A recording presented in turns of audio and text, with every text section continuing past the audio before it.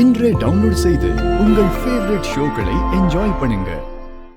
யாருக்கிட்ட வாங்குற, எங்க கொண்டு போற, எத்தனை நாளா இந்த பிசினஸ் நடக்குது, உங்க நெட்வொர்க்ல யாரெல்லாம் இருக்காங்க, அவங்களுடைய கான்டாக்ட் டீடைல்ஸ் ஒன்னு ஒன்னா சொல்லு. யோ சார், அந்த பேனா பேப்பர் ஐடியா.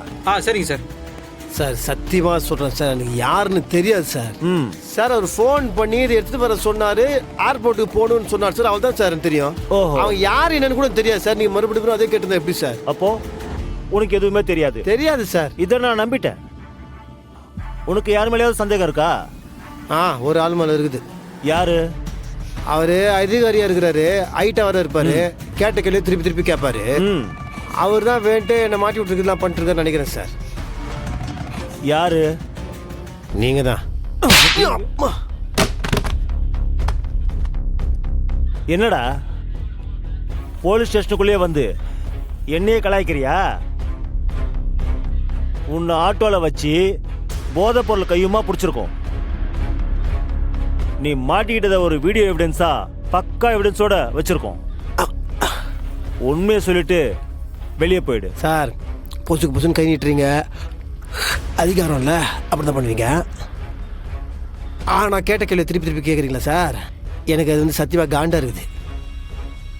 நான் சொல்கிறேன் பாருங்க சார், நீங்கள் உண்மையாக கரெக்டான ரூட்டில் போய் விசாரிச்சிங்கன்னா ஆள் சிக்குவாங்க. சம்மந்தம் இல்லாமல் என்ன கொஸ்டில் கொடுத்துருக்காதீங்க. என்னடா நடக்குது இங்க? இது உன் கண்ட்ரோல்ல இருக்கிற ஸ்டேஷனா இல்ல என் கண்ட்ரோல்ல இருக்கிற ஸ்டேஷனா? ஏன் போலீஸ் ஸ்டேஷனுக்குள்ள என்னையே கேள்வி கேட்டுட்டு இருக்க? நான் யாருன்னு தெரியும்ல, அமைச்சரே அரெஸ்ட் பண்ணி உள்ள வச்சவன். என்கிட்ட இந்த திமிரெல்லாம் காட்டாத. நான் கேட்கிற கேள்விக்கெல்லாம் 5 நிமிஷத்துல பதில் சொல்லல, லாக்அப்ல வச்சு தோலை உரிச்சிடுவேன். சார் நீங்கள் எவ்வளோ வேணும்னு அடிச்சுக்கோங்க. நீங்கள் போட்டிருக்க காக்கி சட்டைக்கு நான் மரியாதை கொடுக்குறேன். இந்த காக்கி சட்டை மட்டும் இல்லைன்னு வச்சுக்கோங்களேன், இந்த வெற்றியோட பதிலே வேற மாதிரி இருக்கும். என்னடா சொன்ன? ஒரு ஆட்டோக்காரனுக்கு இவ்வளவு திமிரா? சார்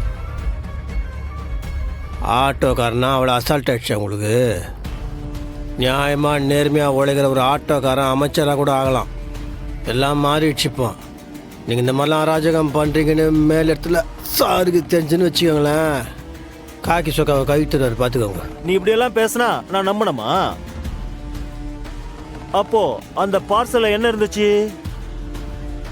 குச்சி மிட்டாயும் குருவி ரொட்டியுமா? டேய், நீ இப்ப உண்மையை சொல்ல போறியா இல்லையா? சார் நீ இப்பெல்லாம் நீங்கள் பேசினா நான் பயப்பட மாட்டேன். நீங்கள் எத்தனை வாட்டி கேட்டாலும் ஒரே பதில் தான், மாற்றி மாற்றி நான் பேச மாட்டேன். அந்த பார்சலுக்கு எனக்கு எந்த சம்மந்தமும் கிடையாது.